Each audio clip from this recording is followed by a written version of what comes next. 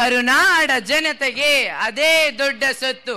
ಕನ್ನಡಾಂಬೆಯ ಪ್ರೀತಿಯ ಮುತ್ತು ಹಾಡಿ ಹೊಗಳಿದೆ ಈ ಕರುನಾಡ ಜಗತ್ತು. ಕನ್ನಡಾಂಬೆಯ ಗಾನ ಕೋಗಿಲೆಯ ಕೂಸು ನೊಂದು ಬೆಂದವರ ಬಾಳಿನ ನೆಲಹಾಸು. ಹೌದು, ನೊಂದ ಜೀವಕ್ಕೆ ಜೀವ ಇವರು. ಪ್ರೀತಿ ವಾತ್ಸಲ್ಯಕ್ಕೆ ಹಾಲು ಜೇನು.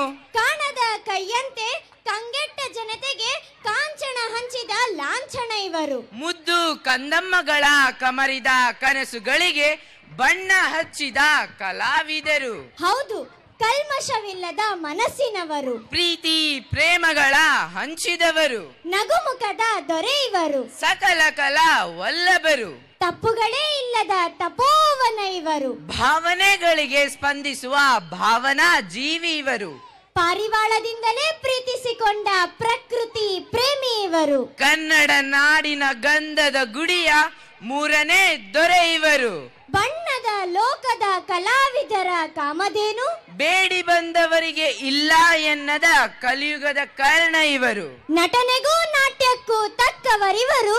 ಇವರನ್ನು ಮೀರಿಸುವವರು ಮತ್ತೆಲ್ಲಿಹರು ಮತ್ತೆಲ್ಲಿಹರು. ಏನಿದು ವಿಶ್ವ ಲಿಪಿಗಳ ರಾಣಿ ಎಂಬ ಪಟ್ಟ ತೊಟ್ಟ ಕನ್ನಡ ಪದಗಳ ಕಲರವ. ಯಾವುದೋ ಒಂದು ಕರುನಾಡ ಚೇತನದ ವೈಭವಯುತವಾದ ವರ್ಣನೆಯಾಗುತ್ತಿದೆ.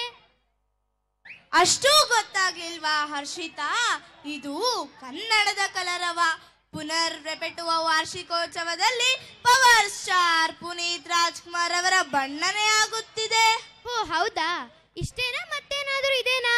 ಇಷ್ಟೇ ಅಲ್ಲ, ಇನ್ನೂ ಬಹಳಷ್ಟು ಇದೆ. ಅದನ್ನು ಅವರ ಬಾಯಿಂದನೇ ಕೇಳೋಣ ಬಾ.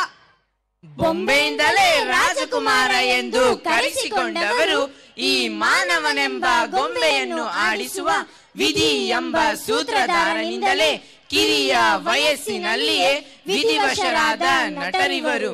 ಈ ಕರ್ಮ ಯೋಗಿಯ ಬಗ್ಗೆ ವರ್ಣಿಸಲು ನಾವಿಬ್ಬರೂ ಸೋತಿದ್ದೇವೆ. ಅವರನ್ನು ಬಣ್ಣಿಸಲು ಕನ್ನಡದ ಪದಗಳೇ ಬಳಲಿವೆ. ಹೃದಯದ ಸಮುದ್ರ ಒಡೆದಿದೆ. ಭಾವನೆಗಳು ಭಾರವಾಗಿ ಎಲ್ಲರ ಕಂಗಳಲ್ಲಿ ನೀರೂರಿವೆ. ಈ ಭಾವನೆಗಳಿಗೆ ಬೆಲೆಯನ್ನು ನೀಡೋಣ, ನೃತ್ಯವನ್ನು ಪ್ರಾರಂಭಿಸೋಣ.